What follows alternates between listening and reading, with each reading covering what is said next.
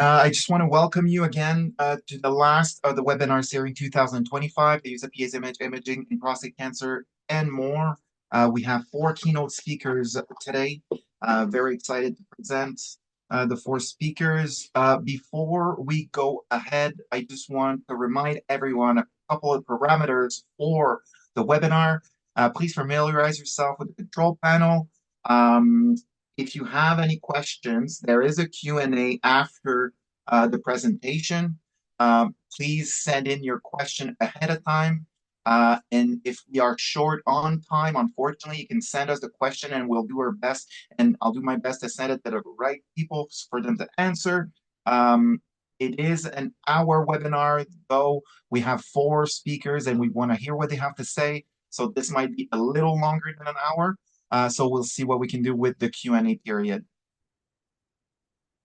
So without no further ado, let me introduce the four speakers for tonight's presentation. Let's start with Dr. Mina Swiha. He's an assistant professor of Theranostics and molecular imaging at London Health Science Centre and Western University, where he leads the PSMA radioligand therapy program. He's a dual trained in oncology and nuclear medicine, and he brings extensive international experience that includes a clinical oncology residency and PhD in breast cancer in Egypt, a nuclear medicine residency in Canada, and a prostate theranostic fellowship in Australia under Professor Louise Emmett, contributed to the ESNA-P clinical trial and holds a certification from both the Royal College of Physicians of Canada and the American Board of Nuclear Medicine. His research focuses on prostate cancer theranostic imaging biomarker and molecular predictor of treatment response. Dr. Swiha, thanks for joining us tonight. We really appreciate it. Our next speaker is Dr. Robert Hamilton. He's a urologic oncology at Princess Margaret Cancer Center and professor of surgery at the University of Toronto in Canada. He is the Fleck Tannenbaum Chair in Prostatic Disease and the program director of the University of Toronto Society of Urologic Oncology Fellowship Program. His clinical and research interests are in prostate and testicular cancer. In prostate cancer, he is exploring the role of pharmacogenomic in personalized chemoprevention, with particular interest in statin medication and testicular cancer. His interest includes novel biomarker and studying means to minimize treatment morbidity. Dr. Hamilton trained at the University of Toronto, completed a Master of Public Health at the University of North Carolina at Chapel Hill, and a research fellowship at Duke University. He completed his fellowship at Memorial Sloan Kettering Cancer Center. Dr. Hamilton, thanks for joining us tonight. Our next speaker is Dr. Maria Young. She is a GU medical oncologist at Princess Margaret Cancer Center and an assistant professor at the University of Toronto. She completed her medical oncology residency in Toronto, fellowship at PM, and master's in science and clinical epidemiology at Harvard. T.H. Chan School of Public Health. Her research focuses on targeted therapy in GU malignancies. Dr. Young has received multiple research grants, developed several investigator-initiated trials, and was awarded the Medical Oncology Training Program Outstanding Teaching Award. She serves as co-lead of the Theranostic Working Group at UHN and PM representative of the Canadian Cancer Trial Group. Thanks for joining us today. And last but not least, Dr. Patrick Vijhybach will be our last speaker. He's a dual certified radiologist and nuclear medicine physician at the Joint Department of Medical Imaging in Toronto. He completed medical school in Germany, Switzerland, US, and New Zealand. He spent his residency and training in Germany and Switzerland. Dr. Vijhybach joined the GDMI in Toronto in April 2017 as a director of the PET-MR program. Since then, he assumed the position of division head of abdominal imaging at GMI, as well as deputy radiologist in chief, and currently serves as the managing director of neuroradiology. In addition, he has been appointed the theranostic lead at GDMI and serves as a co-director of the Silber Family Theranostics Center at UHN. Dr. Vijhybach is a full professor of radiology and nuclear medicine at the University of Toronto. His clinical research focuses on various aspects of molecular imaging and theranostics. So far, he has published over 260 peer-reviewed articles, authored books, chapter about molecular imaging in over 10 books, and served as editor of 4 books. He holds several competitive and as well as industry-supported grant for molecular imaging and research. Dr. Vi Habak, thank you for joining us tonight. So, with no further ado, we will start the presentation with Dr. Swiha, and we will see you afterwards for the Q&A portion. Thanks for being there, everyone. Let's get things started.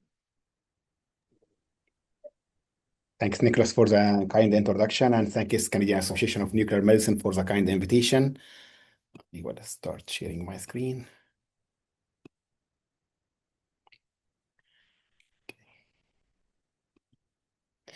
So today I would like to explore with you the PSMA Theranostics in early prostate cancer, from molecular imaging to precision treatment. Those are my perspectives. I would like to review the role of PSMA PET in diagnosis of prostate cancer. I would like to discuss with you the PSMA radioligand therapy in high-risk localized prostate cancer and explore the emerging and novel radiopharmaceuticals in prostate cancer theranostics. I have no related disclosures. So the ProPSMA is a phase 2 randomized trial, included almost 300 patients, was conducted in Australia, led by Professor Michael Hoffman, and it included patients with newly diagnosed high-risk prostate cancer, and all the patients were randomized either to PSMA PET scan for staging, or they have the conventional imaging with CT abdomen and pelvis and bone scan. It allowed crossover between the two lines of randomization, and this study was a key study which showed superiority of PSMA PET scan in diagnosis by approximately 27%. It has also showed that the PSMA PET scan had greater treatment impact and fewer uncertain results. This is a clinical pathway of prostate cancer, as you can see right now. So we have screening, diagnosis, staging, biochemical recurrence, metastatic, hormone sensitive, and metastatic castrate resistant. So the indication of PSMA PET scan, okay, as we know right now, it's standard of care in patients with high risk prostate cancer at diagnosis, or sometimes in, I will say, unfavorable intermediate risk. And for sure, the most common indication, as it was confirmed by the recent PrEP study, okay, in Canada at least, and in Ontario, is biochemical recurrence. And for sure, there's a very growing evidence right now, and it's key for the patient selection in metastatic castrate resistant, and also for response assessment. But what about the role of PSMA PET in screening and diagnosis of prostate cancer? Coming to the primary score study, the primary score study was initially a prospective phase 2 trial, included approximately 296 patients in Australia. Those patients has no diagnosis or no biopsy proven prostate cancer. The patient have abnormal digital rectal examination, and their PSA was less than 20. So the patient underwent multiparametric MRI, and the patient also had pelvic imaging with PSMA PET scan, and the aim of the study was to see the interprostatic, okay, patterns of uptake, how this can help in detection of clinically significant prostate cancer. And when we say clinically significant, we mean ISOP grade group 2 and higher. So the investigator thought about the pattern of uptake, the intensity of uptake, and the location of uptake. And very simple, if we have no uptake throughout the prostate, or we have low-grade homogeneous uptake or relatively symmetric uptake in the prostate, this is likely reassuring. However, if you have focal uptake according to the location of the uptake and the degree of uptake or the intensity of uptake, this is likely associated with higher incidence of clinically significant prostate cancer. According to the trial, they were able to generate a 5-point scoring system called primary scoring system. And score 1, very simple. This is a very interesting image they published in JNM. And as you can see, score 1, no pattern or low grade, avidity only. Score 2, when you have relatively symmetric uptake in the transitional zone or the central zone. And score 3, when you have focal uptake within the transitional or central zone, but it is more prominent than the surrounding background, I will say approximately twice as the background visually. And score 4 is any focal uptake regardless of the degree of uptake within the peripheral zone, because we know the peripheral zone is the most common site for prostate cancer within the prostate. And score 5, any focal uptake with SUV max greater than 12. This nice graph can we see here, like score 1 and 2 in primary was actually the predicted probability of clinically significant prostate cancer was low. It was less than 30%. However, with focal uptake, there is significant increase in the predicted probability. And when the piece, like when the SUV max exceeded 12, we can see that the predicted probability was 100%. In the study, they compared both the primary PSMA score and the BI-RAD score on multiparametric MRI. And as you can see here from the table and from the graph, we can see that the PSMA or the primary PSMA PET scoring system was superior in sensitivity, specificity, positive predictive value, negative predictive value, AUC, and even in inter-rater variability by Cohen's kappa. This is the design of this trial, okay, and most of the findings. The aim of the trial was not to replace the multiparametric MRI in diagnosis with the PSMA PET, but the most important thing, how can we omit or decrease the number of unnecessary biopsies for patients, especially those who have indeterminate finding on the MRI, and also to improve the detection level of patients with clinically significant prostate cancer. For sure, prostate cancer is the most common disease, like malignancy in male. In Australia, it's 1 in 5. I think worldwide it's 1 in 8, or maybe 1 in 7. And usually we use a PSMA, we use a PSA, digital rectal examination and the biopsy, and MRI is key or the golden standard for guiding this. It was found that MRI, the BI-RAD, sensitivity is 83%, which means 13% of the patient will have false negative results. Okay, and those patients will undergo biopsy for no reason, okay, or maybe for sure we can miss those patients, or those can be missed easily, okay, from diagnosis. When we added both PSMA PET scan to the MRI, the primary score to the MRI, the sensitivity increased to 97%. So the false negative, okay, dropped to almost 3%. They found also that around 19% of the patient with BI-RAD 2 to 5, okay, can avoid biopsy based on the result of the PSMA PET scan.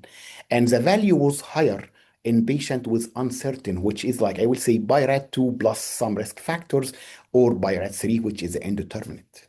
The sensitivity was very high, so the positive predictive value, okay, he reached 100%. Any focal uptake, primary 5, was uptake greater than 12 on gallium, PSMA 11 was associated with 100%. And even if, regardless of the result of the MRI, with a MRI positive, okay, we can have even a lower threshold used, which is SUV max greater than 9. Very important finding that they found significant association between the SUV max, which is the PSMA intensity measure, and the tumor aggressiveness. Additional step was taken, okay, and they have like 2 data sets to confirm these findings, prospective and retrospective, almost 500 patients, and they wanted to investigate like adding both the BI-RAD and the primary scores. They created a composite score called B score, and as you can see here, these are like the 5 points of the score based on the MRI and on the primary score. And here from the bar, you can see that the P score has the highest detection probability of all grades, okay, and it was better than both the primary score and both the BI-RAD score. Currently, there is an ongoing phase 3 randomized trial, multi-center in Australia, about the value of the primary scoring, and those, like I will say, those patients will have prostate cancer with PSA less than 20, as we mentioned, all the patient and the abnormal digital rectal examination, and all the patient will have like the 660 blend to be enrolled in this trial. They will have MRI. And those who have MRI BI-RAD score 2 with at least one of the risk factors, maybe higher PSA or other risk factors, or BI-RAD 3, which is indeterminate, they will undergo PSMA PET scan. And if the PSMA PET scan is negative, okay, or have low probability, so they will not have a biopsy and they will be under follow-up only. If it is positive, they will go for the standard of care biopsy. One key difference between the practice and biopsy here and in Australia and this study is that they do, or the standard of care, they use a transperineal, okay, biopsy of the prostate, which they usually take around 30 cores, and it will have more comprehensive, sampling of the prostate. Most centers in Canada, and I will say likely North America, they will still use like the transrectal ultrasound guided biopsy. Here, I would like to highlight an important Canadian work done by our colleagues in Alberta, also in assessment of the value of F18 PSMA 1007 in loco-regional staging in 150 patients. 134 of them had radical prostatectomy, and they found superiority of the PSMA PET compared to the MRI for correlation with the final pathological stage, dominant nodules, laterality, and interesting even, which we can't imagine, it's even have better assessment to the extracapsular extension and seminal vesicle invasion. Those are like two cases from our cases here in London. And as you can see here, for example, this patient is very interesting patient. You can see here focal uptake, two lesions. I can see number one lesion is a focal intense uptake with SU max of 19 involving the mid and apical peripheral zone on the right side. And the second lesion is focal moderate uptake. I will see SU max of 7, within the basal within the basal transitional zone in this patient. This is primary 5 and the primary 3. And this is like part of the patient pathology report. You can exactly see how the lesions on the right was higher uptake. They were ISOP grade group 4, and the one which we have seen was low grade uptake was grade group 1. Additional patient, you can see this patient, he has multiple lymph nodes, he has large intensity if PSMA avid mass involving almost the posterior aspect, I will say basal to apical prostate cancer, and you can see here exactly the extra prostatic extension. You can see the bilateral seminal vesicle invasion. How about the PSMA radioligand therapy in high-risk localized prostate cancer? So for sure, lutetium PSMA have been like proven, as you know, we have multiple, more than 70 clinical trials. They started late in the treatment, or late in the disease as third or fourth line, metastatic castrate resistant, then a little bit earlier, second line before chemotherapy with PSMA-4, and moving a little bit ahead, now in hormonal, metastatic hormone sensitive, and in oligometastatic, and what about, the jump here to the high risk localized prostate cancer? The first study which questioned this was the lutectomy study. It was conducted in Australia, and it was phase 1, phase 2 study, including 20 patients. 10 patients received one cycle of 5 GBQ, and 10 patients received 2 cycles of 5 GBQs, with 6 weeks apart, and the aim was mainly dosimetry.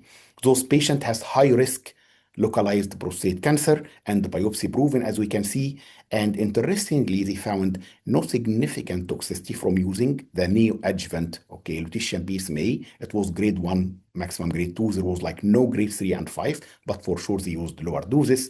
And the surgical difficulty, which is the most concerning part, will we see like some adhesions, like the same as external beam radiotherapy? I doubt, but they couldn't find. It was 75%, the difficulty was almost the same, and slightly more, I will say here, in 25% of the patient, but there was like no difficulty. Even for surgical complication, it was, Kelvin, Dendy, 1 to 2. So overall, it showed no complication with the surgery. And here you can see that the PSMA 50 response was around 45%, 55% on imaging. They showed partial response, 5% only showed progressive disease on imaging with PSMA PET, and 40% of the patient had a stable disease. As you can see here, this is a list of ongoing clinical trials. Lots of ongoing clinical trials to assess the role of PSMA radioligand therapy in high-risk localized prostate cancer. So we have the NIBI in study in Essen. They use 2 cycles of lutetium PSMA 617 and ipilimumab. We have the lupus, and they do intra-arterial injection of single dose, whatever 7.4 or 14.8 GBQ, for prostate cancer. And we have the Starlight, which has neoadjuvant and adjuvant with SPRT, not with radical prostatectomy. We have the Preclude and the new PSMA, even using actinium PSMA. When we talk about using radioligand therapy early in the disease, our mental, we have to think in a different way from using it in the metastatic disease. In metastatic disease, for sure, we are treating the patient on palliative intent, not on curative intent, like early in disease. And also our main target is the overall survival. Okay, secondary will be the progression-free survival and the quality of life. We need the patient to live longer, okay, with a better quality of life. But in early disease, we have to focus more on the, I will say, free from biochemical progression or free from progression. Overall survival for those patients is already very good, okay, after more the majority of them. And we have to think more about the delayed side effects and safety because we don't have enough data about the delayed. Most of the patients in metastatic disease, they do not survive longer. So what could be other novel radiopharmaceuticals that can help us with less toxicity or maybe with better targeting of those lesions? We have to explore this more. So the three radiation particles we are using currently, or there are studies around it. Number one, the beta emitters for sure, which has low linear energy transfer. It has longer a range or particle range. Okay, for example, in lutetium, the particle range between 1.7 and 2 millimeter. This is why there's cross-firing, and there's some questions about the ability of lutetium to treat micrometastatic disease. And for sure, and it causes, like all betas, cause single-strand DNA damage compared to the alpha, very high energy, very high linear energy transfer, and very short range, less than 0.1 millimeter, as you can see. And a new category explored recently, which is the OJ electron. And these ones, I will say, in between. So they are very close to the alpha. So they have higher linear energy transfer compared to the beta, but lower than the alpha. Okay, and they have also very short, okay, particle range. This is a scan, like this is like a slide from the pilot study. It's a phase one, phase two trial in Peter Mac in Peter Mac Hospital, and they enrolled like 30 patients. All the 30 patients they have almost the same criteria as the therapy. Okay, metastatic castrate resistant, and they tried mainly to see the dose limiting toxicity. They have three doses. And interestingly, they found that there is no dose limiting toxicity up to 7.46 cycles. And they found also that the response rate reached the PSA 50, reached 70%, which is closer to what we got from both vision and therapy. Okay, it might open for us like doors. What about alpha? Quickly, I will touch base on this. So on alpha, it's high energy, high linear energy transfer, can cause double strand. As we mentioned, actinium has been investigated. And in early, we have the neo PSMA, okay, study investigating the role in neoadjuvant before radical prostatectomy. It's a nice slide from the early work done in patient with late disease. And we can see with alpha emitters or with actinium 225, there is significant, okay, responses. However, the toxicity was higher. I will say that you noticed in the Worms Act retrospective analysis of 500 patients that xerostomia happens in 70% of the patient compared to 40% with lutetium, and there was 13% with grade 3 or higher compared to 0% with the lutetium. What about lead? Lead is also another alpha emitter, very promising. It has low uptake within the salivary glands, so it can help with this. It can reduce the toxicity. It has shorter half-life, which might be challenging of around 12 hours, so it could be challenging in the production and distribution of this treatment. But also there is like some nice, like first of human, as you can see, with nice distribution and targeting of the lesions with lead. The last one, okay, is copper 67, and this one is a beta emitter. So we have two coppers. We have copper 67, 64 for PET imaging and 67. And this one is unique in having a bivalent bonding to the receptor like a cage. So it has more retention in the tumor. Okay, will it be promising? Like I will say here, the half-life is 2.6, and we can have also SPECT imaging with it. So to summarize, PSMA PET primary score demonstrate excellent diagnostic performance, at least comparable to multiparametric MRI, and could provide value in diagnosis of prostate cancer, especially patient with indeterminate BI-RADS. Neoadjuvant lutetium PSMA RLT shows promising potential for tumor downstaging in patients with high risk localized prostate cancer prior to radical prostatectomy, but we need larger prospective trials to assess this. Novel PSMA targeted radio isotopes may offer improved micrometastatic disease management and may have lower toxicity rates. How replacing like this will represent for us an important future direction. Thank you so much.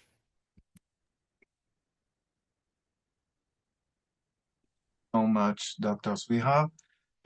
Let's move right ahead into our next speaker, our uro-oncologist for tonight, Dr. Hamilton. Dr. Hamilton, the floor is yours. Great. Thanks, Nicholas, and thanks very much for the invitation, Dr. Svia. That was excellent. I learned a lot from that.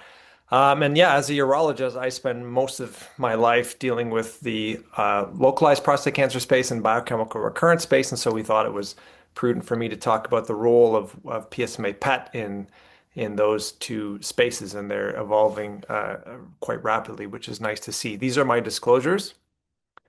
And so Dr. Swia talked a little bit about this, so I can skip the first part because he very nicely talked about the diagnosis and how you achieve a diagnosis in prostate cancer and how PET can help us with that. Now that you have a diagnosis of prostate cancer, we try to risk stratify patients to get a sense of what their potential development of metastasis or incidence of metastasis is at the time of their diagnosis, so you can decide about initial staging imaging. And then all of that, you put together risk stratification, and you come up with a primary treatment plan. And then the idea is obviously after you initiate the primary treatment, hopefully you've cured them. But if not, the patients will have recurrence. And the most common way patients recur with prostate cancer is merely a PSA rise. So no symptoms, no imaging findings, just a PSA rise. And we call this biochemical recurrence. And we'll talk about PSMA PET helps us in biochemical recurrence and also how PSMA PET helps us in initial staging and potential management change for the initial staging process. So I don't want to dive into details on this because there's different schema for how you risk stratify prostate cancers. So please don't, get overwhelmed by the details here. But what I do want to highlight that is that it's not really until you get to the high or very high risk category of initial prostate cancer diagnosis, and it's so really not till your PSAs are 20 or even 40 and you have Gleason 9 or 10 disease where the risk of metastasis at the time of diagnosis actually exceeds 5 or 10 or even 20%. And it's only these latter two categories where staging imaging is recommended as mandatory. Now, the NCCN lists it as possible consider for unfavorable intermediate risk. Interestingly, the CUA guideline does not. So there's a bit of discrepancy in the unfavorable intermediate risk, but for sure, once that a priori risk sort of eclipses 10%, then the recommendation to get staging imaging, becomes more mandatory. And so you may say, well, why would a more sensitive imaging modality help us here in the high-risk localized setting? And that's because we know that treating the primary prostate tumor, whether that's with surgery or radiation, that can increase or introduce morbidity and side effects such as incontinence and impotence and bowel symptoms. And so, as I just mentioned, knowing that a portion of these patients have metastasis at the time of diagnosis, if you had a sensitive and specific way to determine which patients do and which patients didn't, that may alter your decision making for them. And the idea would be that if you knew who had METs and the location of those METs, well, maybe you would avert the treatment of the prostate primary. It's sort of like, there's no sense in closing the barn door after the horses have left if you're going to introduce these side effects. You may expand the treatment fields, larger nodal dissection, more radiation. You may add systemic therapy on top of your primary prostate treatment, or you may target specific oligomets. And the goal in doing those management decision changes would be to maximize the cure rate and minimize the toxicity. And what I'm about to show you is that PSMA PET certainly helps with the precursors to those two goals, but we don't yet have level 1 evidence that we can actually maximize cure rate and minimize toxicity, at least in these two clinical settings, as I'll show. The evidence is coming, but we don't have level 1 evidence just yet.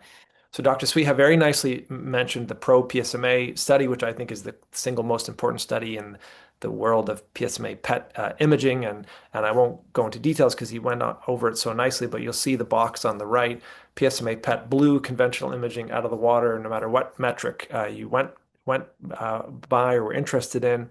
I have to say, as a urologist, for the longest time until this study came out, and you can laugh at me, I was convinced that PET scans had more radiation dose than conventional imaging. So it wasn't until this study that I learned that PSMA PET scan has less than half the radiation dose of a conventional combo CT bone scan. So for those of us who practice in the localized disease space, that was very eye-opening for us, and I think underscored that conclusion that PET scan, PSMA PET is a suitable replacement for what we've been doing for 40 years, which is conventional imaging for these patients. And what Dr. Sweha also showed, but I'll just drive home, is because Now, okay, we know that it finds things with more sensitivity and more specificity, but does it actually change your management decisions up front? And the pro-PSMA study showed us yes, and I'll show you a couple other studies that underscore that. And the first thing was this idea of equivocal findings. And we know that conventional imaging, as much as a fifth of patients, they have these little borderline nodal enlargements, uptake on bone scan that doesn't have a CT correlate, and you sort of don't know what to make of these things. Whereas the PET scan was much more precise in the information delivery. We didn't have as many of those equivocal findings, and as a result, the knowledge of that imaging in the case of PET scans translated more concretely into management changes than it did in the arm that had conventional imaging. So about 28%, let's call it a third of patients had some sort of management decision change in the upfront initial staging space. Fast forward to now a systematic review and meta-analysis in 2023, again confirmed, if you see at the bottom there, about 28%, a third of patients had a management decision change based on the information from the PET scan. And I threw this one up because it just was published, 3-4 weeks ago now, and showed 34% of the 137 prostate cancers that they staged with PET scans, 34% underwent a management decision change. So this is a sort of a real concrete finding that the PET scan can change management in upfront initial treatment decisions. But the next question that I'm sure you have is, well, okay, it may change treatment decisions, but does that actually lead to improved outcomes? And I have to be honest that there's really no high-level data for this yet, and I will show you a little bit more about the Patron trial when I talk about biochemical recurrence, but there's no trials directly assessing this. And quite frankly, the evidence that even shows hints of this is relatively weak. I picked two just as examples here. This is a study that looked at a prostatectomy cohort, and they divided their cohort into a quote-unquote historical cohort before the implementation of PSMA PET imaging, and then a PSMA PET cohort after they acquired their PET scanner or the PSMA tracer. And what they showed was that the PSMA cohort had a much lower incidence of biochemical recurrence. And they argued that this is because the PET scan information led to more optimized surgery and more precise node dissections, et cetera. But while that may be the case, I think we have to be very cautious interpreting that. We introduce what's called a cohort effect here, where you have an old cohort and a new cohort, and there's a whole myriad of things that change over that same time frame, whether it's other staging, surgical techniques, introduction of robotics, who knows what could be into this that would explain that the PSMA PET cohort did better. It could be the PET, but it could also be other confounding factors. So I think we can't conclude from that. And then the only other study to show this in a somewhat formal way was a systematic review and meta-analysis. And it looked at 5-year biochemical recurrence and 5-year overall survival. And it was really only a handful of studies looking at each. And as you can see, it's almost unbelievable benefits of PSMA PET versus conventional imaging, to the point where I just think it's incredibly hard to believe that point estimate change in biochemical recurrence and survival at 5 years for a clinically localized prostate cancer is attributable to the PET scan information. So I think the bottom line is, in initial staging, we know it can change management in a third, but I am not convinced as yet that those changes can lead to improvements. It probably does, but we just need to prove it with proper trials, and I'll show you how we're going to get to that in future. So let's switch gears. We'll talk about biochemical recurrence, and I mentioned that about a third of patients who undergo primary treatment, prostatectomy or radiation, end up having a rise in their PSA, no clinical manifestations, no radiologic manifestations. They have this biochemical recurrence, and you may say, well, who cares about just a number on a blood test? Well, there's a window there where we can cure them, and we know that we can salvage the situation. And if we don't, we know that biochemical recurrence is associated with the development of eventual distant, mets on conventional imaging and prostate cancer mortality. And so if we could identify where the cancer cells are living at that biochemical recurrence stage, there's a definite potential to improving outcomes for these patients.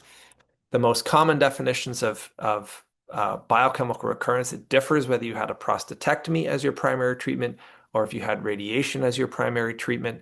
These are the two most accepted definitions. And while the radiation one is pretty standard across the world, I have to admit that the post-prostatectomy one varies a little bit depending on your guideline, whether it's 0.2 or 0.4. NCCN uses 0.1. but you get the idea. It's a very low level of PSA where you have a consistent rise and then you eclipse a certain threshold and you declare them as biochemical recurrence. And now as the clinician, it behooves us to do something about it. And this was the traditional algorithm that we had. Like 30, 40 years, we've been following this concept that once patients meet that definition of biochemical recurrence, well, now you have to make a decision. Do you institute salvage therapy? So if they had a prostatectomy, do you radiate the prostate bed and the pelvis? If they had radiation, do you go back and do a prostatectomy and remove the prostate? Or do you forget that and you just start them on androgen deprivation therapy to suppress testosterone and suppress the prostate cancer growth? And in Europe, this was actually quite popular. A lot of people said, forget biochemical recurrence, we'll just watch the patients. And eventually, when they develop symptomatic METs or conventional imaging positive METs, well, then we'll treat them. And so this was the paradigm that we were living in for decades.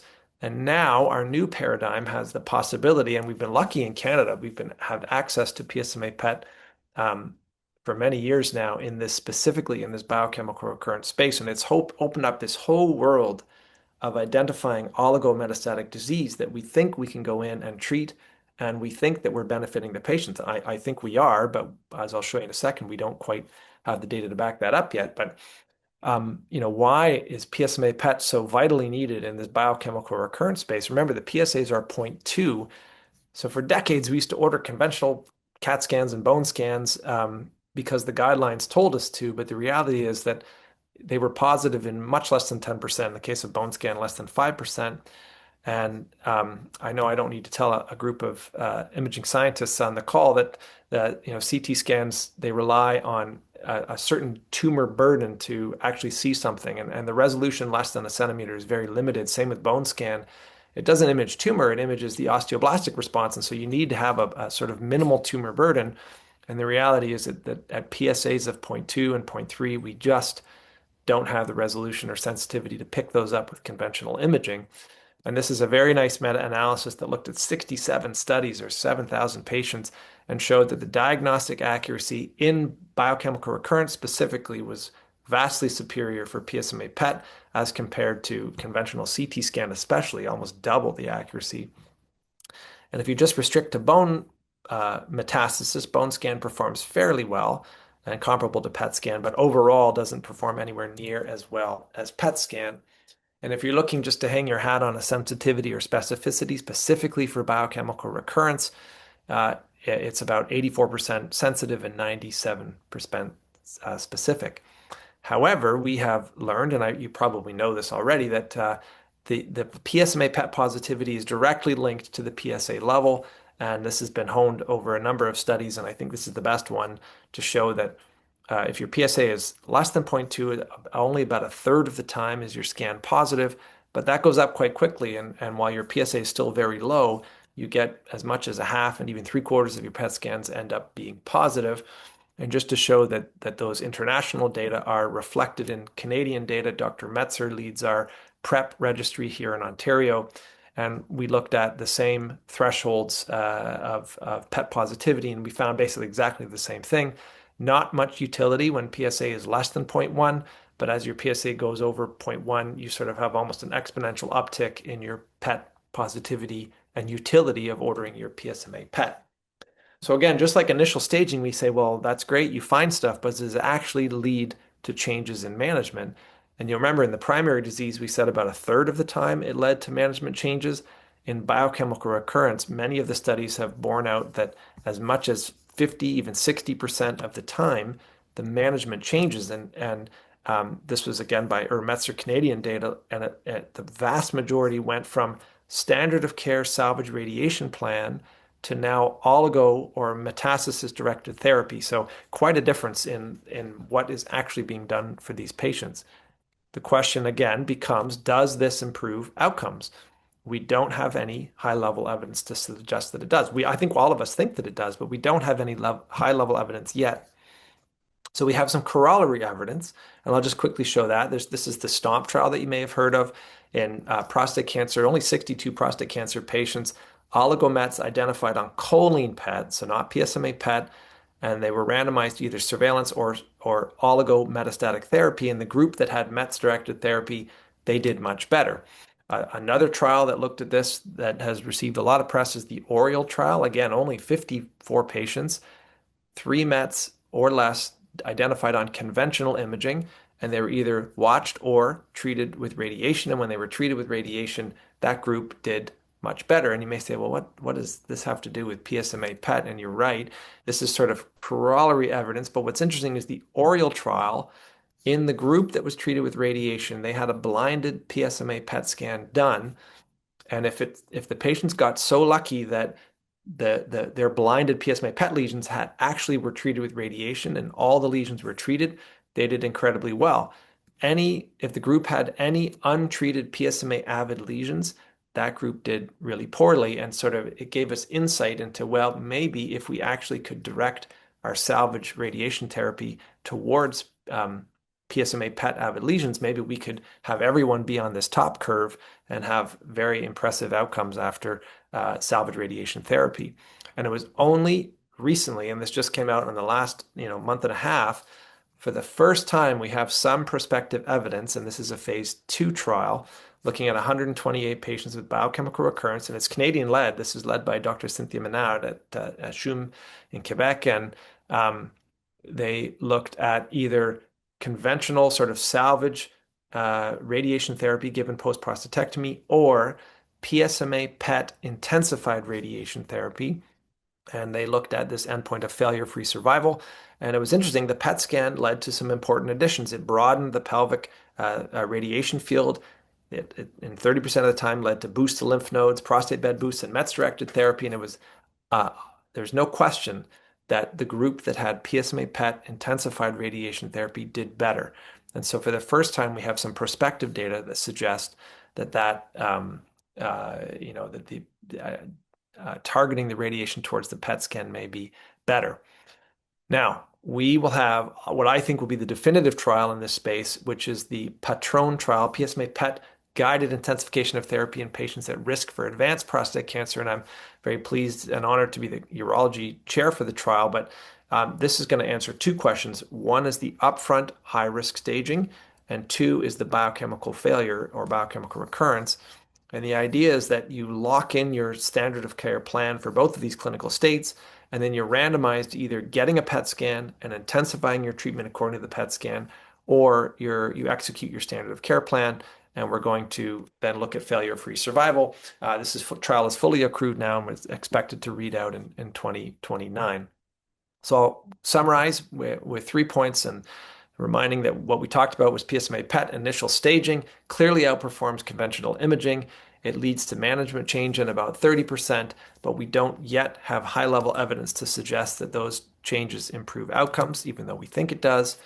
PSMA PET and biochemical recurrence, similar story, outperforms conventional imaging, leads to management change in 60%, but we don't have level 1 evidence as yet that improves outcomes. Again, we think that it does, and all of us are practicing this world where we use this all the time, and we are guiding radiation and salvage therapies towards PSMA PET imaging. But if we're being honest, we don't have level 1 evidence to show that we're benefiting patients. But the PATRON trial, which will come out in a few years, I think will clarify that for all of us. So I'll stop there, and thanks again, Nicholas. I appreciate the opportunity. Thank you, Dr. Hamilton. That was great. Let's jump right in with Dr. Jiang, our GU medical oncologist for tonight. I will remind everyone to send in the question for the Q&A. If you can please indicate which speaker your question is intended to, and you can send your question in the Q&A. And without further ado, Dr. Jiang, the floor is yours. Thank you so much. What a wonderful discussion so far. So I'm a medical oncologist, so I'll be talking a little bit more on metastatic prostate cancer. And as you know, this is not a curative setting, but I still think that there is a lot we can do to try to improve the quality of life of patients and also their survival outcomes. So these are my disclosures.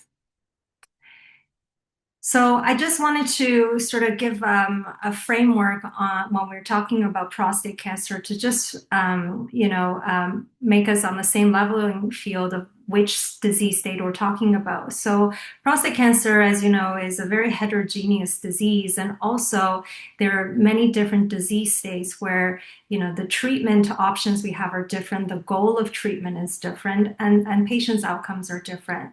So for me, I'll mostly be focusing on metastatic prostate cancer. So these patients are either relapse after their local therapy or they're presenting initially with metastatic disease.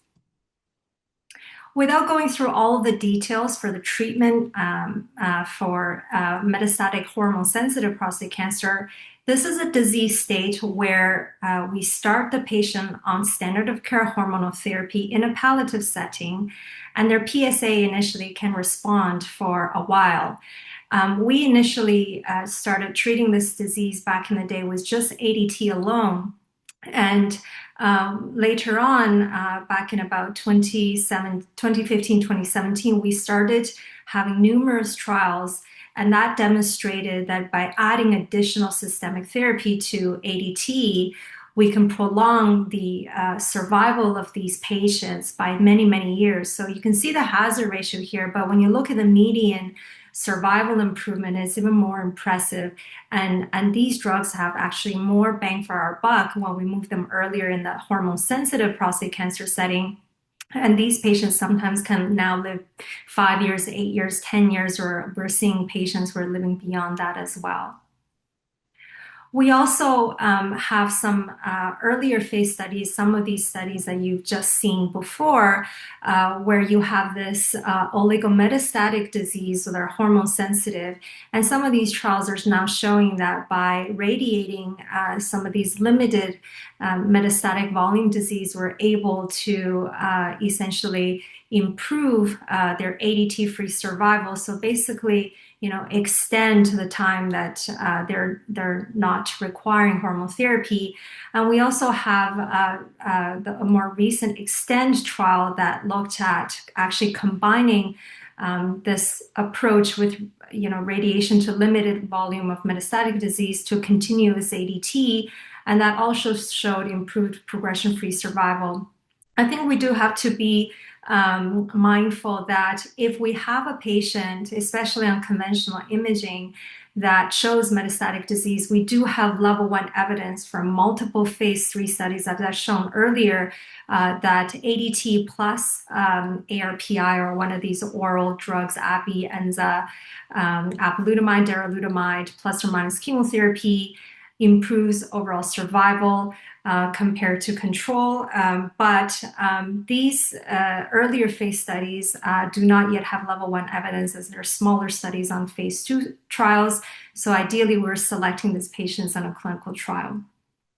So when we think about what to do for hormone-sensitive prostate cancer or castrate-sensitive prostate cancer, is we're still using conventional imaging to delineate whether patients have low-volume disease or high-volume disease. And this is based on the charted criteria. We're defining 4 or more bone mets with at least 1 outside of the vertebral column or the pelvis, or if they have lung or liver metastasis. So these patients will be classified as having high volume disease on conventional imaging, where we actually think about giving further intensification by adding docetaxel chemotherapy. Whereas in patients who have low volume disease, for example, lymph node only or very few bone metastasis, we're usually just using ADT plus ARPI hormone doublet, and we also consider radiation to the primary.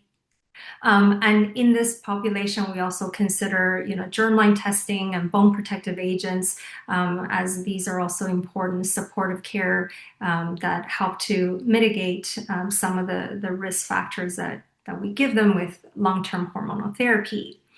So when PSMA has been adopted in earlier stage disease, it's basically a little bit of a disruptor, because we're now seeing metastases that are now in the disease state of castrate-sensitive prostate cancer that are only detected on PSMA PET, not just conventional imaging. So these are patients, as you've heard earlier, with intermittent intermediate or high-risk prostate cancer or biochemical recurrence, you do a PSMA PET, lo and behold, you do find metastasis, and then they get referred to medical oncology, and then we have to figure out what to do.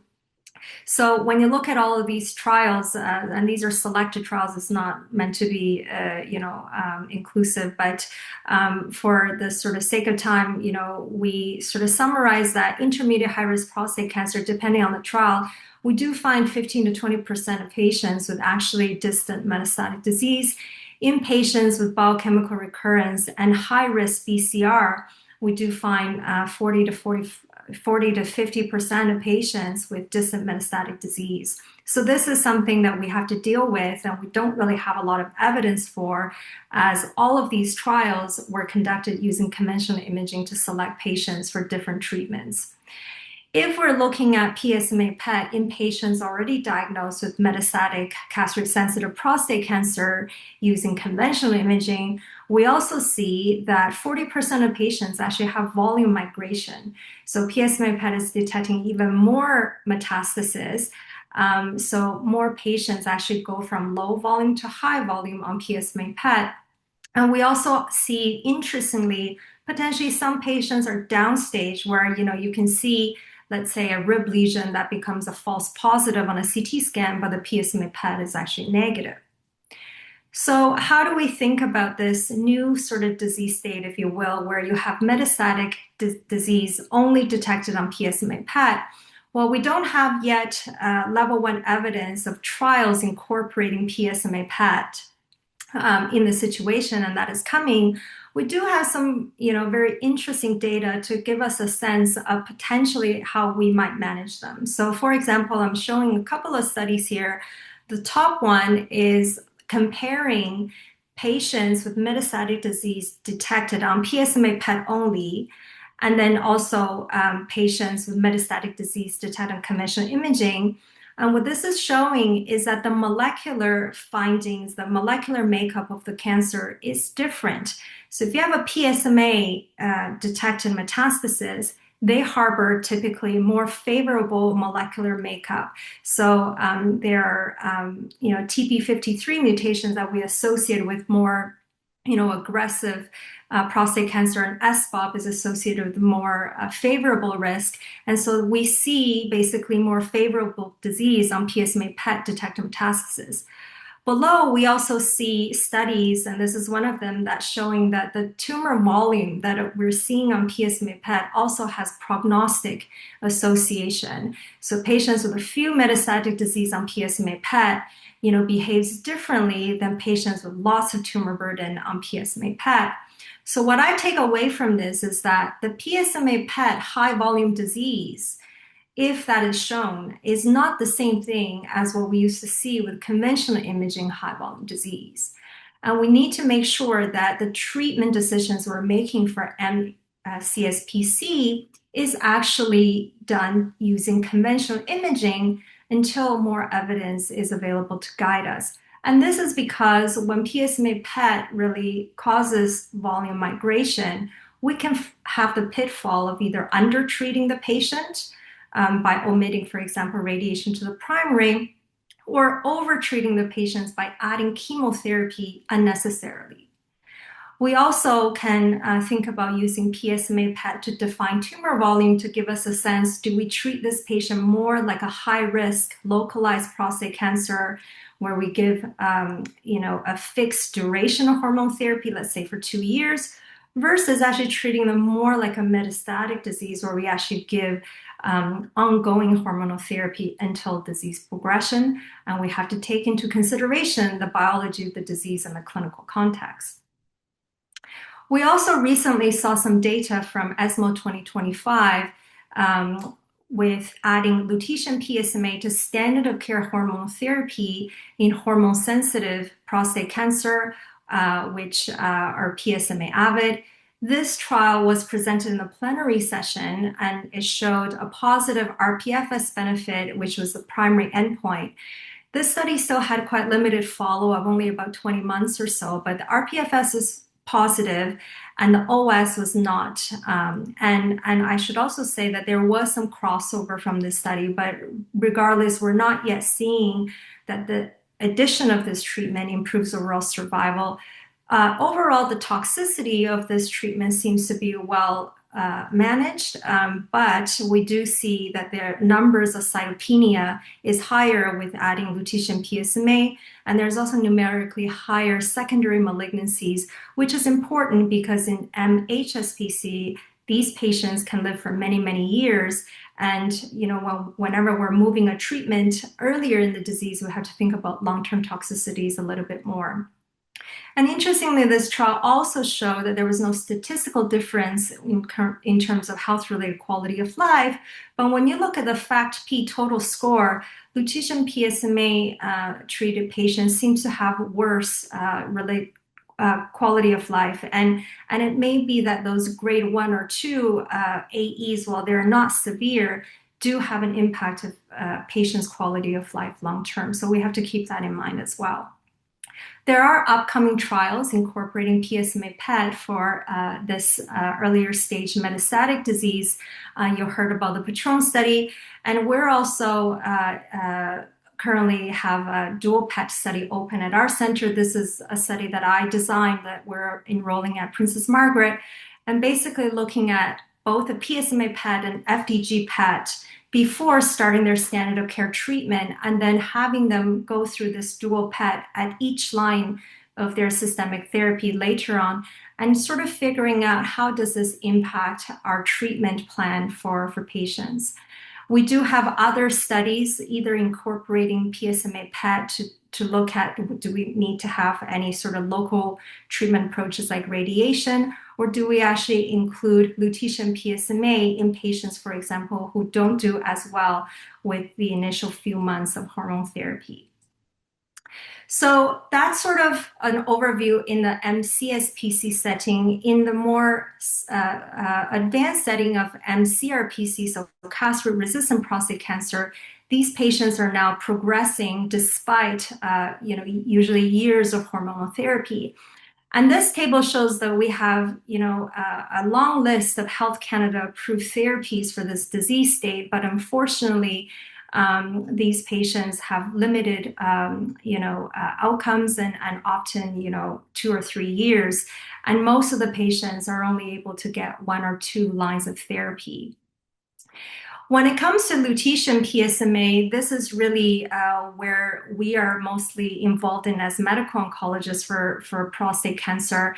And lutetium PSMA is mainly currently used as per the VISION indication post-ARPI, post-docetaxel in patients with PSMA-positive disease. And this is where this lutetium PSA treatment has shown overall survival. There have been numerous trials, including PSMA-4 and SPLASH, that are trying to look at the role of lutetium PSMA in the pre-docetaxel setting by comparing them to an alternative ARPI when they progress. And these trials, for one reason or another, did not show an improved OS benefit, and partly also because there's a high rate of crossover. So naturally, there is also the question is, well, if we are comparing to alternative ARPI, which we know is often a treatment that we don't often use because of limited efficacy and cross resistance, how does lutetium PSMA actually compare to docetaxel chemotherapy?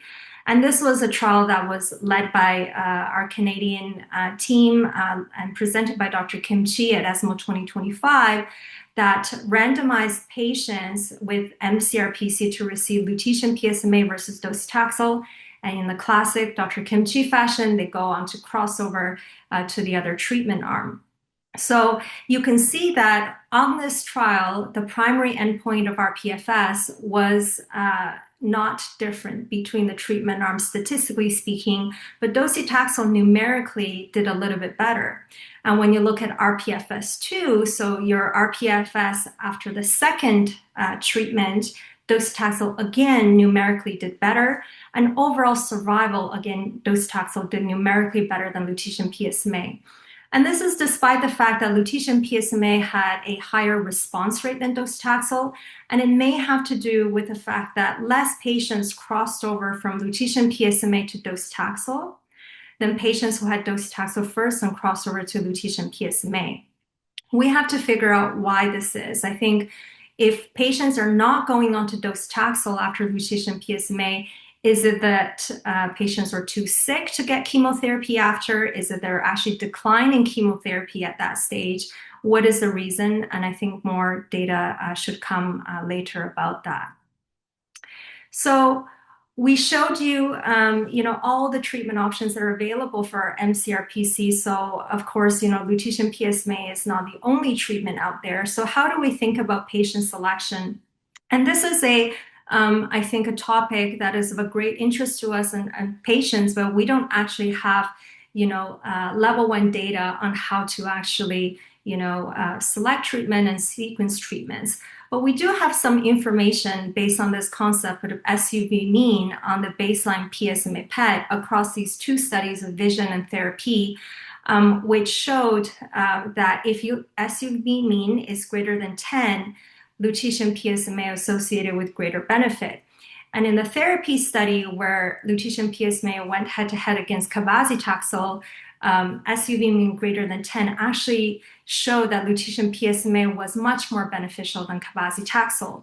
It doesn't mean that if you had an SUV mean less than 10, that there was no benefit. I think as patients are eligible, they were still beneficial outcomes, but this particular group, if your SUV mean is higher than 10, did derive the most benefit. But when we actually look at the PR21 study that I showed earlier compared to docetaxel, we didn't really see a signal of this doing better than docetaxel. So in this study, I think they had limited numbers here, but they divided the patients based on their median SUV, and so higher than the median and lower than the median.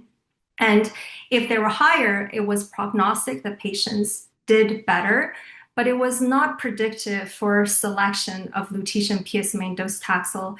We still need to tease it out a little bit why this is. Is it because in the earlier pre-docetaxel setting, this is less of a biomarker? Maybe it's because the numbers are small and they cannot divide into quartiles or whatnot, but I think we need more data to figure out how to properly select patients. But until then, it is a comprehensive discussion with the patients about all the treatments that we have available. As a medical oncologist, my key considerations beyond determine whether a patient is eligible for treatment or not is number 1, to really understand the disease. Is the disease rapidly progressing? You need chemotherapy right away? Is it a more indolent disease? What is sort of the disease biology behind this? Number 2 is, what is the patient preference? And as much as we have all of these options to offer, I think a well-informed patient who can make their own choices is still probably the best way for the patient. We do want to use the most effective therapy upfront, and it is sometimes a bit of a challenge to figure out which treatment would be the most effective, because we don't have, very high quality sort of biomarkers for patient selection. But this is sort of, again, taking into understanding with the disease biology, what did the patients have previously? How did they respond to prior treatment? Sometimes can give us a clue. We also want to make sure we maximize the line of therapy. We know that the more lines of therapy patients are able to have, the better they will do long term. And sometimes you have to think about how our decisions not only impact our standard of care sequencing, but also available clinical trials. And finally, how do we make sure that patients are optimized in terms of side effect management, right? So if they have baseline anemia, if they have baseline renal impairment, is there something we could do to optimize those comorbidities so patients can stay on treatment longer and have more lines of treatment? Finally, I just want to go through this very quickly, but there are so many ongoing trials with looking at PSMA RLT using extended dosing, personalized dosing, and some looking at retreatment. There's all sorts of combinations with systemic therapies out there. And there's other also agents that are beyond lutetium that you've heard about earlier as well. So there's lots going on in this area. And thank you for your attention. I think I'm going to pass it on to Dr. Pachabite-Haibak. That is Thank you so much. I appreciate that. And our last speaker, not the least, Dr. Vi Heibach, our dual radiology and nuclear medicine physician for tonight. Dr. Vi Heibach, the floor is yours. Thank you very much. Thanks for the handover. Thanks for the introduction. So I will try to finish this talk with a focus again on PSMA imaging, but also in the realm of more of the theranostic or treatment part. And I will also talk a little bit about post-treatment imaging here. If I can advance this one. So these are my disclosures. And this is a little bit the overview, what I'm going to talk about. One is patient selection. Maria talked obviously from the clinical side about patient selection. I will concentrate a little bit more on the imaging selection. Then response assessment, again, imaging response assessment, what we are currently doing and what's currently out there. Some factors, clinically as well as imaging, associated with response, and maybe a little bit of the future directions where this is all heading. In terms of imaging selection, this is the current pathway which you see here, how we select our patients for theranostic treatment or for PSMA treatment. It looks a little complicated. It actually isn't. It basically looks for lesions which are PSMA positive and lesions which are PSMA negative. So if you have positive lesions, then you're obviously already almost good. If you have some negative lesions, for example, then it goes by these imaging criteria here. If it's lymph nodes, it's a different size threshold, 2.5 centimeter. If it's solid organ lesions like liver or lung metastasis, then it's like 1 centimeter. And if they are PSMA negative, then this is something to discuss. And negative means that it is significantly higher than positive means that it's significantly higher than the liver uptake. But if you fulfill these criteria, then you can include your patients. Basically, you're looking for the differences in PSMA positive and PSMA negative lesions. And if you have PSMA negative lesions, you go by size criteria. And then there are some other considerations where I'm going to talk about now. So we talked about some of these low uptake lesions, and then it's a discussion at the MCC about the size and the number. Again, I gave you some of the size criteria. If there is an FDG PET, for example, then you would look for the differences in uptake in FDG versus PSMA uptake. You would look for this like flip-flop phenomenon. Is there PSMA activity or FDG activity? So if it's FDG and PSMA negative, that would be an exclusion criteria, for example. You would look for lesions that are a spinal cord threat. So under therapy, that the spinal cord or the nerve roots would be affected. Proximal femoral metastasis, that's obviously a very common thing in metastasized prostate cancer patients. And this is always something we have in our radiology reports where it says risk of fracture. So this is something which needs to be discussed, and I will show some examples of that. We also look for fractures, fistulas, fibrotic post-therapy changes, for example, post-radiotherapy of the pelvis, if there are any fibrotic changes or fistulous changes, for example, which would need steroid protection maybe so that it doesn't get inflamed. Solid organ metastasis we talked about, and if there's extensive osseous metastasis, for example, if there's not much bone marrow reserve left, this is something to talk about in terms of how the bone marrow reserve or how the blood work of the patient currently looks like, and if this patient maybe needs a reduction for initiating therapy, or maybe even would need transfusion, or if it needs more close follow-up, for example. So these are considerations which can be all looked at from the imaging point of view. I will show some examples. So if we're talking about femoral metastasis, then again, very often the radiology report would say, or the PET report would say there's a risk of fracture. So in this case here, for example, you have these very small PSMA avid lesions here. This is nothing, too much to worry about. This is a patient which can easily go under therapy. These lesions will be treated. They're not necessarily very lytic, and they are very small. They're PSMA avid, but again, this is not, this is technically a risk, but for for the inclusion of therapy, this is not much to worry about. Similar in this patient here, for example, it's a larger metastasis on one side. It certainly involves the cortex, as you can see here on the PET, but it's mostly sclerotic. It's not much lytic. So this is something which we would still go on and treat, and don't do much about it, except maybe for bone protection medication. So that's one consideration which can be put forward.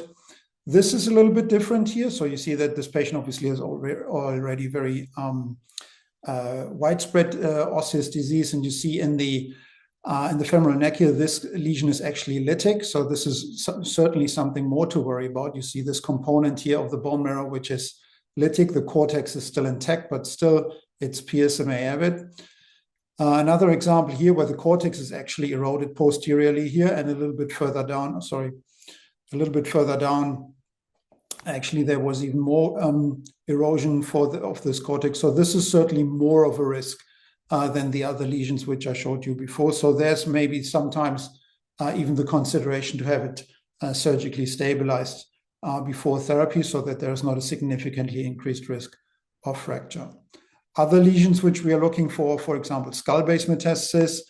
So those patients, if it's skull-based metastasis near the neuroforamen, that needs to undergo steroid protection so that they don't get any flare phenomenon or flare complications when they are undergoing therapy. So this is certainly something to look for. And then these lesions here, which I alluded to earlier, this is just 1 centimeter, and you can see on the MIP here, it is certainly not above the liver SUV or the liver uptake. It has some uptake, but it's not as much as you want to. So this is kind of a borderline case where at the MCC, it would be discussed if this patient can undergo therapy. As I said, it is not PSMA positive considered by the guideline, but it's just around the 1 centimeter, which the guideline says. So this is certainly something to talk about if this patient should or can undergo therapy, because it's just kind of a borderline case based on the imaging criteria. Then other complex cases which we've seen before, just to show you some examples, you sometimes even have patients with brain metastasis. These are treatable. There is a publication, a small series of patients who were treated with PSMA therapy, who had PSMA therapy, avid brain metastasis. This is technically possible. Obviously, they need a very dedicated follow-up and also protection, medical medication protection to avoid any flare phenomenon or any pressure phenomenon, for example. But technically, this is treatable. This was just one brain metastasis, but we have seen patients with more brain metastasis, and that obviously becomes very, very complicated in the follow-up. Another example here, where you sometimes have hollow viscera metastasis, like in this case, sorry, that was too quick. In this case, you have this lesion here in the gastric wall, which is PSMA avid. So this is something which also probably needs to undergo steroid protection under therapy so that you don't get any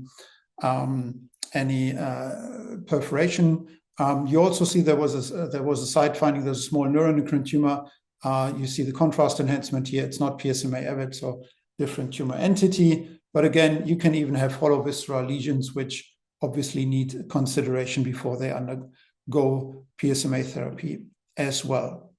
Then the post-therapy part. So how do we follow these patients from the imaging perspective? So this is one patient here, for example. You see the pre-therapy PET-CT, relatively widespread disease, but otherwise technically very treatable. Underwent therapy. This is the post-therapy SPECT. After 4 cycles, the PSA came down actually very nicely from 94 to below 1. And so then there's sometimes the question if they can get a therapy break. This is more of a question internationally. We in Canada currently do not have the option to give patients a therapy break, at least not much more than 10 weeks. But in this case here, for example, there are still large lesions, large PSMA avid lesions here in the pelvis, which you can see on the right side. So even if the PSA is very low, this is obviously a good reason to go on with the therapy. This is, you sometimes have these star patients. They come with a relatively low PSA to begin with. They have a relatively low tumor burden. like this patient here, and after 4 cycles, again, the PSA was 0.3, and there's nothing to see on the post-therapy SPECT anymore. So you have some of these lucky patients, and it really is pretty much defined by the tumor burden and how they're coming clinically into the therapy. And then sometimes you get these very great response patients where you basically have no target to treat anymore on the post-therapy SPECT.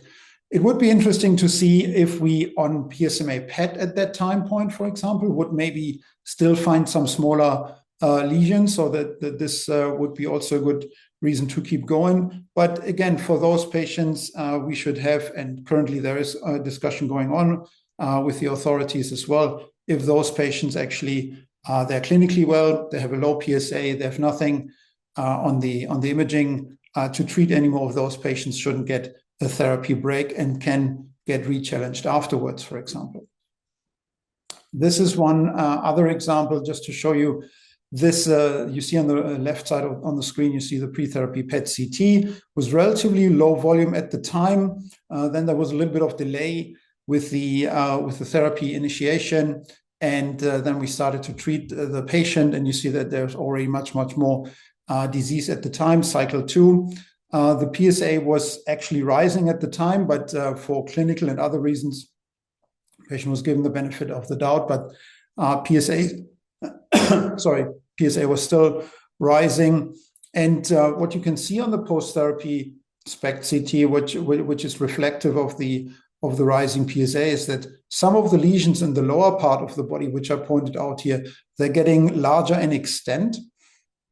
So even if the number of lesions is actually the same, they're partly getting larger. And we do quantitative SPECT CT after the therapy, and so we measure the SUVs like in PET on the SPECT as well. And we could see that these lesions in the lower part of the body, they were decreasing, for example, in SUV, but in the upper portion here, they look partly somewhat different as well.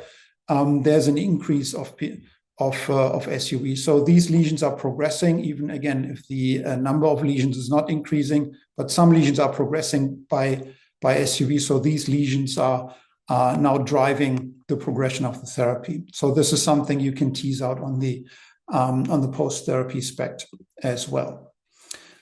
Predictors of response clinically and from the imaging side, if you have high positivity, as Maria alluded to, SUV 10, SUV 20 is even better. You will find some data about that as well. So if you have PSMA positivity, high positivity, then that's a good sign. Some other clinical factors, ECOG 0 to 1, obviously, lower baseline LDH and ALP have also better outcome. Disease distribution is obviously a factor. So if you don't have liver metastasis, on average, these patients will do better.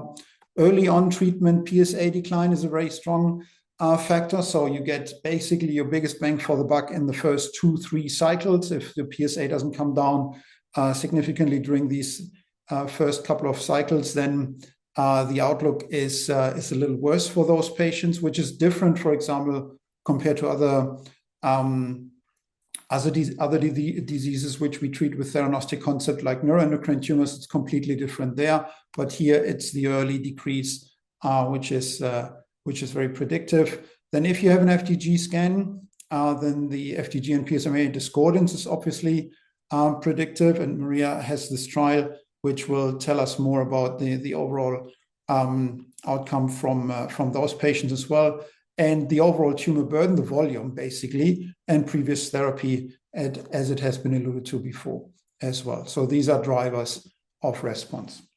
There's also sometimes the question, what about like other modern techniques like ctDNA? There are some sub-studies from the trials which have been shown, for example, from the ENSAPIR, from the therapy trial. So there have been sub-studies where it's been shown that high baseline ctDNA fraction is associated with a shorter overall survival or inferior progression-free survival.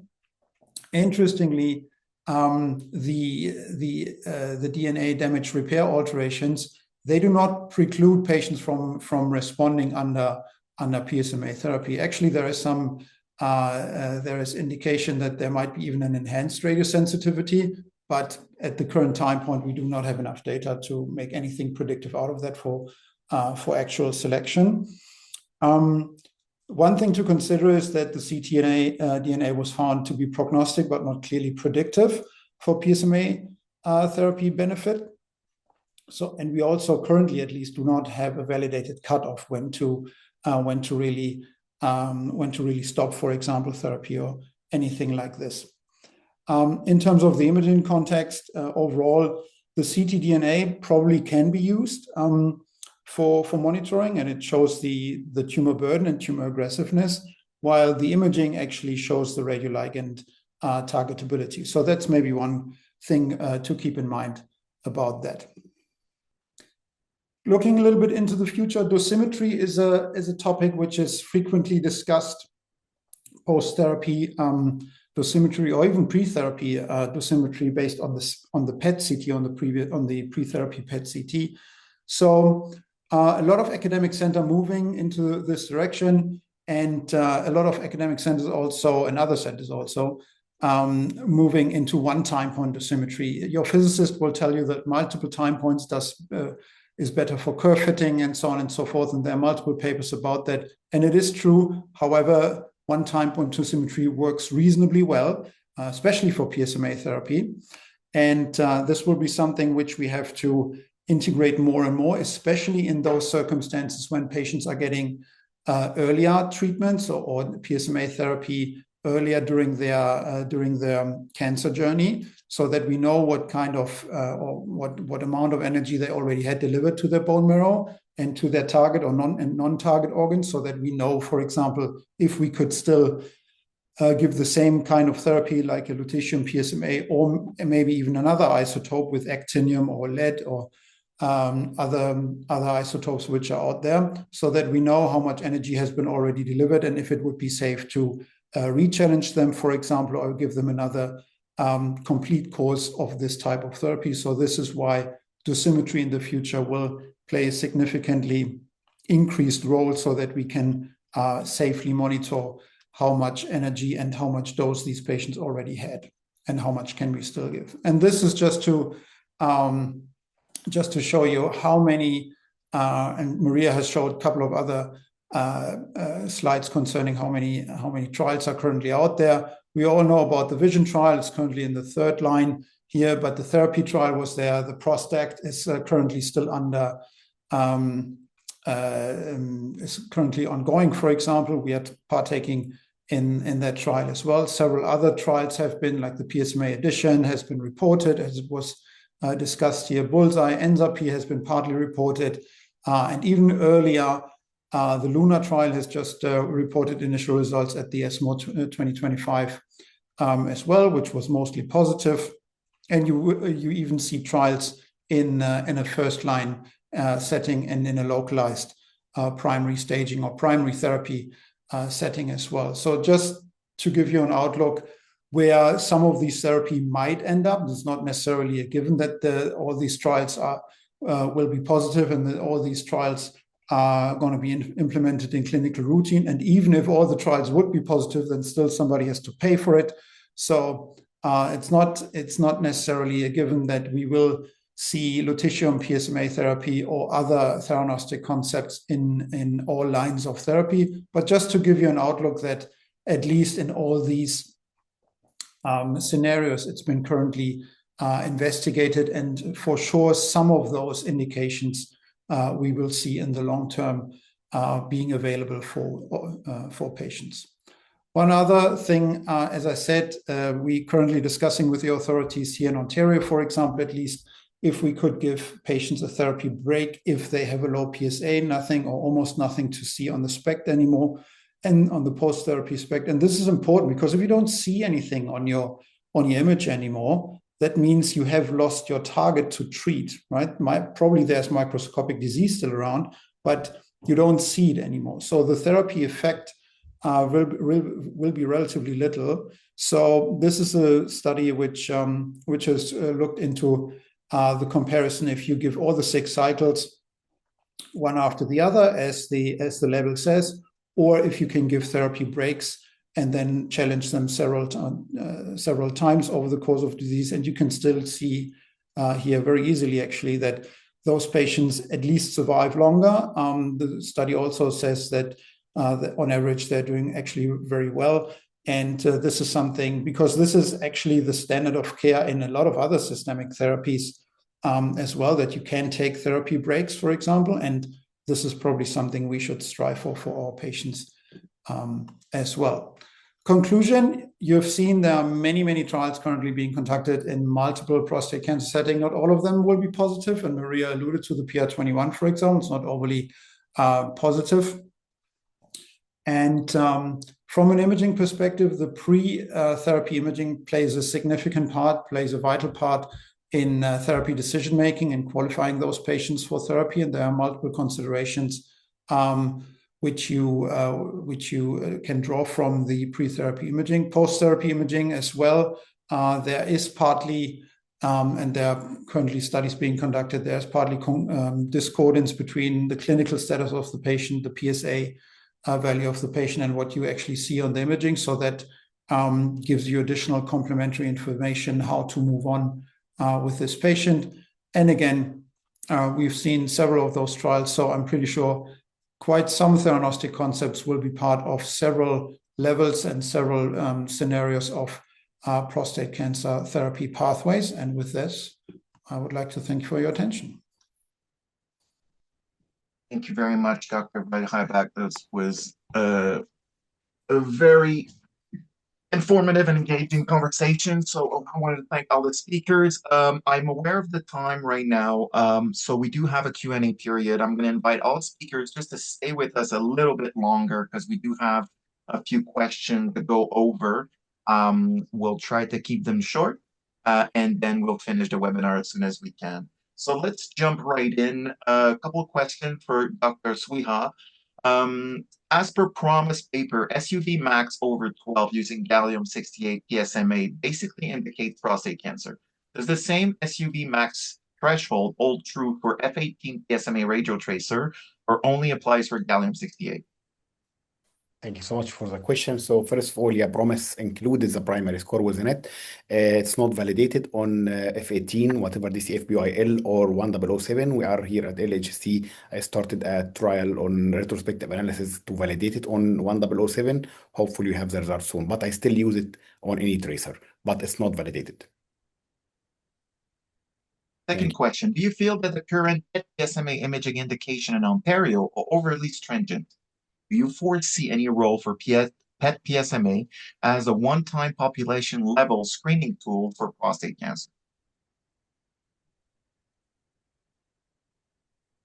So I think we are waiting to have like level 1 evidence. We need to have like a randomized phase 3 trial, and this is what we are going to see from the primary 2 study right now conducted at Peter Mac. So if this trial comes positive and it showed that at least PSMA PET-CT can be helpful in patient with indeterminate finding on MRI, I would expect it will be at certain time, maybe level 1 evidence, but it's not right now for sure. We have still phase 2 trials, so we can't say it's level 1 evidence at that time. Thank you. Thank you very much. We do have a few questions for Dr. Hamilton. Dr. Hamilton, are you following up a mild, how are you following up a mild PSMA skeletal focus with no CT correlated? Do you follow with a bone scan, PSA level, or repeat PSMA scan? Yeah, it's a good question. I think it depends on the clinical context and it depends on what else you know about that patient. So what their absolute PSA is, what their PSA velocity is. What if we're talking about initial staging, this is, depends on their Gleason score, depends on what their family history is, what other findings you have on imaging. So there's no one steadfast answer for that. I would say, generally speaking, we would follow with repeat conventional imaging. I don't think we have not been routinely repeating PSMA PETs for initial staging of sort of equivocal findings. Thank you. New question from a technologist perspective. Is there any evidence that hydration, fasting status, or recent androgen deprivation therapy significantly impacts PSMA uptake or image quality? Yeah, so this one I probably should defer to either Patrick or Mina. Certainly I can speak about the the androgen deprivation piece is interesting. We don't have great data to know the exact time frame of the influence of ADT and PSMA expression, but there's some data that suggests initially it causes an increase in PSMA expression within the tumor, and then after prolonged use, it decreases PSMA expression. So there's even been a couple studies looking at almost enhanced sensitivity within that early period of ADT utilization, but I don't know that we know the exact time frame of that. As for hydration and what was the other fasting, I think. I don't know, Fasting. Patrick, Fasting. if you know of any studies. I have not come across anything that's looked at that. So there has been one or the other study which has looked at that, and you may find minor variations, but nothing is pointing towards that current practice should be changed. So fasting, like for FDG, for example, it's not a factor. There has been some high protein diet discussion, for example, I've seen, but again, nothing has really probed anybody to change practice, and hydration doesn't either.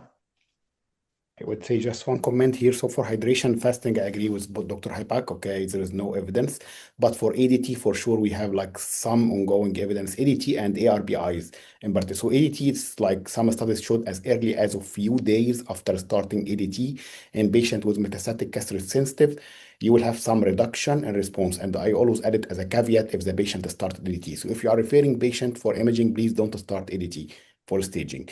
RBI, ARBI is a little bit different in patients starting on ARBI. In the trial shows that those patients can have upregulation of the receptor. We don't know exactly. We have a publication ongoing right now in Nature, and we showed that those patients likely will have very poor prognosis at even 15 days after starting them, and adding maybe lutetium in those patients might improve their prognosis. But we still, everything is early. Okay, we don't have like a strong study seeing this. Thank you. Thank you for that. Other question for you, Dr. Hamilton. What is the optimal uptake time for PSMA PET in routine clinical practice, and how flexible is the window without compromising lesion detectability? Our site aims for 60 minutes. Yeah, I don't even know if I'm the right person to answer that. So 60 minutes, as far as I know, is the standard. There's been some data on looking at longer times, even up to 3 hours to try and find smaller lesions. But I don't know, Patrick or Mina want to take that one. I'm not sure I'm the right person to answer that. So there have been studies that if you wait longer, you would see one or the other lesion more. But at the same time, with the gallium, for example, you have to compromise with the short half-life as well. It's different than compared with the F-18 tracers. So, and again, 60 minutes is the standard. If you go up to 90 minutes because some patients are late or whatever, this is something which happens routinely any day, which is fine as well. Sometimes you will see on your score chart that that they have been scanned at like 50 minutes or something like that because the techs wanted to get a move on. And that's acceptable too. And everything in that time range is clinical routine. And I'm not aware of any center who's doing significantly longer, like 120 minutes or anything like that, other than for academic purposes. I fully agree with Dr. Aibak about this. It's by the manuscript, okay, it's 55 to 100 minutes for gallium is a time for it. Delayed imaging might have some benefit, and I will not say delayed more than the same as what Dr. Aibak mentioned is 90-minute maximum, okay, because of the half-life. But if you have suspicious lesion, maybe in the pelvis, you are not sure about, you can repeat like delayed imaging, and if it has more SUV max or a little bit high uptake, this is somewhat more concerning. But to be honest, with the high resolution cameras we have right now, I doubt the value of having some delayed image, but it could be helpful in some tricky cases. Thank you. Thank you.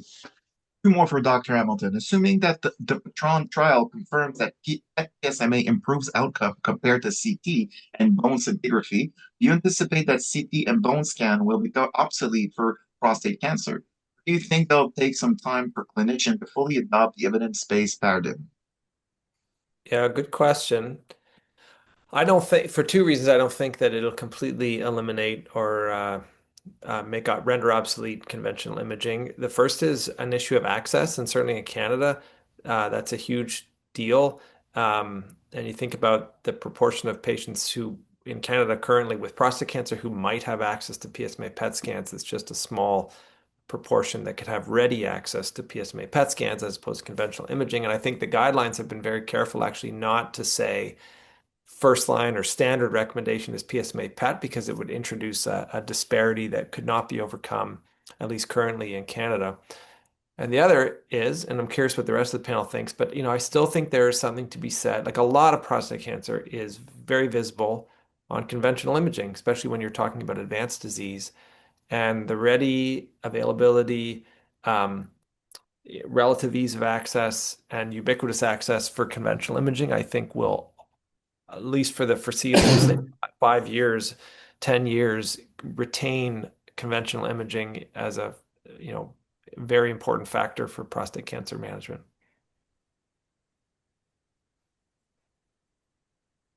Perfect. Thank you. Most PSMA PET scans have a CT image fuse for interpretation. Does this affect the benefit described in PET over CT? Yeah, I saw that question. I didn't quite know what it was getting at, but I think the studies that have looked at PSMA fully account for the fact that there's a backbone of most often CT, occasionally MRI, but most often CT. And so whatever statistical advantages we're seeing for PSMA PET CT over conventional imaging accounts for the fact that both have CT as a backbone, and the advantages that we're seeing are the combination of PSMA PET and tracer on top of the CT as the anatomic backbone. Again, from a technologist perspective, the question is for Dr. Vihaiback. What is the ideal timing for post-therapy imaging, and how should technologists optimize image quality given the lutetium-177 imaging characteristic? Our site will image patient usually a few hours after Pluvicto treatment number 135. We perform our vortex to mid-femur pass followed by a SPECT CT. So there's no ideal time point really. It's ideal if you can do it on the same day just for patient comfort, right? So that's one thing. Some of the images which I showed, they were taken 4 hours after infusion. So that's decent image quality, although our cameras we're currently buying new ones, but the current ones are rather old. So 4 hours on the same day, patients appreciate that.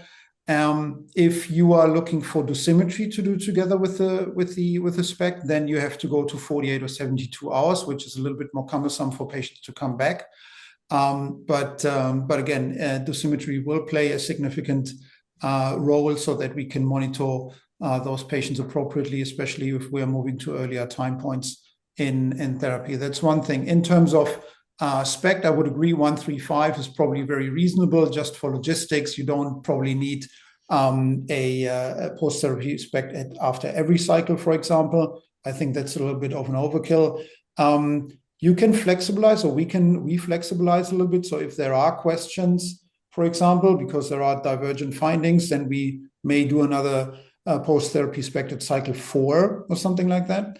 But 135 sounds very reasonable. And vertex to mid-femur is also reasonable. Most of the patients will have most of their tumor burden within that field of view.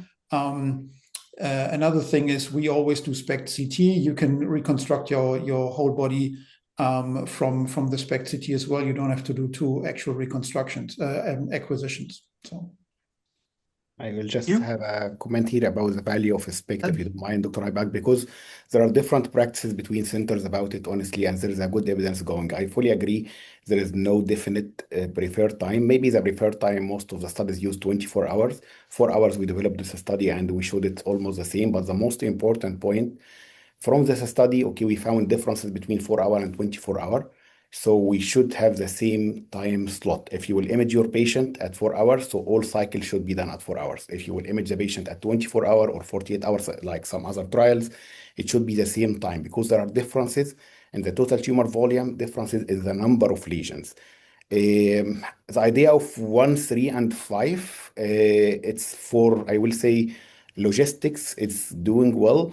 There is some evidence about both cycle 2 and how can we use a SPECT early at cycle 2, which can for sure modify the patient, individualize. We can stop the patient treatment or put like treatment breaks in between. So the standard protocol, I will say in Australia at least, okay, they go every cycle. I will be very supportive to go every cycle if we can. The problem is the logistics and the time of the camera. And for sure, because you will find a fresh, this is the value of SPECT compared to PET. Okay, so you can have PET in between, like what we do after cycle 3, but SPECT might be very helpful every cycle if you can do that. Another last thing about it, ideally, you should combine with a contrast enhanced CT at least one time. So we used to do it like almost every treatment or maybe every other treatment because you will miss the PSMA negative disease during your follow-up. So maybe mid cycles you add like contrast enhanced CT in addition to the SPECT imaging. Thank you. Thank you. Being aware of the time right now, I think we'll answer one last question and then we'll conclude the webinar. Low PSA like 0.65 or 0.5 during the second, third, and fourth cycle treatment, but high SUV on PSMA scan, like around 20 or 30 on multiple bones showing decreasing trend of SUV. How to proceed as PSA is very low?